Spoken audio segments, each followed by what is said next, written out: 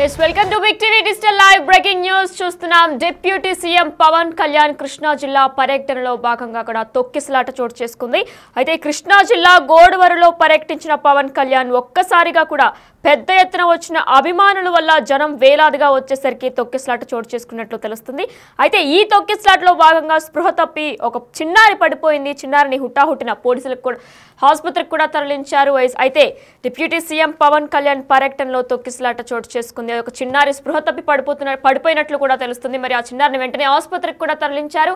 ఇదే అంశానికి సంబంధించి మా ప్రతినిధి శివ ఫోన్ ఇన్ ద్వారా మరింత సమాచారం అందిస్తారు. ఎస్ శివ, అయితే చూసుకున్నట్లయితే ఎక్కువ మంది రావడం వల్లనే ఈ తొక్కిసలాట జరిగిందా? అయితే ఆ చిన్నారికి ఎలా ఉంది అసలు ఇప్పుడు?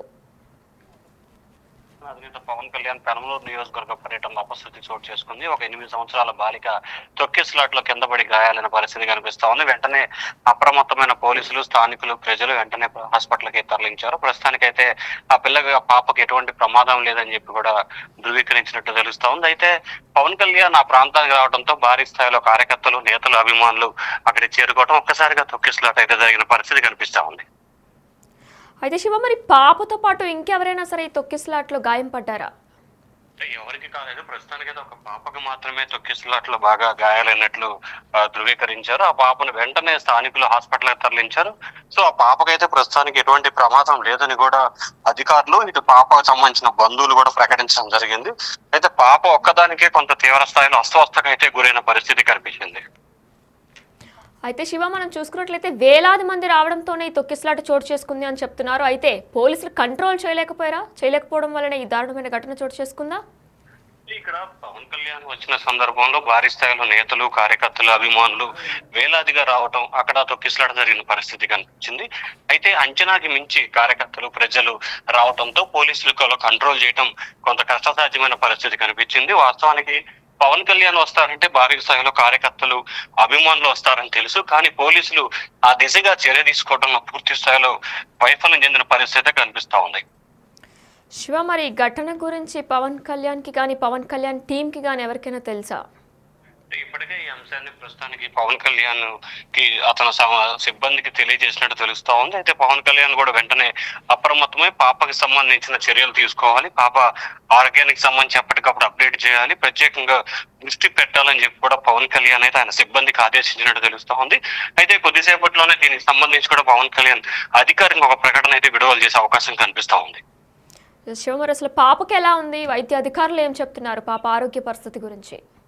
ప్రస్తుతం అయితే పాపకి సంబంధించి ఒక ప్రైవేట్ హాస్పిటల్లో చికిత్స పొందుతున్నట్టు తెలుస్తా ఉంది. పాప ఆరోగ్యానికి సంబంధించి ఎటువంటి ప్రమాదం లేదని చెప్పి కూడా డాక్టర్లు అయితే చెప్పిన పరిస్థితి కనిపించింది. మరి చూడాలి. అయితే కొద్దిసేపట్లోనే దీనికి సంబంధించి డాక్టర్లు ఒక అధికారమైన ప్రకటన విడుదల చేస్తారని చెప్పి తెలుస్తా ఉంది. సో డాక్టర్లు ప్రకటన విడుదల చేసిన తర్వాత స్పష్టమైన ప్రకటన రావచ్చు. కానీ ప్రస్తుతానికైతే మాత్రం పాపకి సంబంధించి ఎటువంటి ప్రమాదం లేదనేది మాత్రం వైద్యులు చెప్తున్నట్టు తెలుస్తా ఉంది.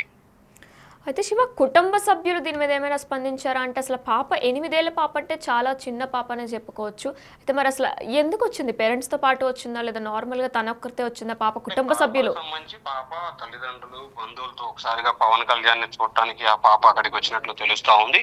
అయితే అక్కడ భారీ స్థాయిలో ప్రజలు, అభిమానులు ఎక్కువ స్థాయిలో రావటం, దీంతో ప్రజల్ని కంట్రోల్ చేయడంలో పెద్దగా ఇబ్బంది పడ్డ పరిస్థితి కనిపించింది.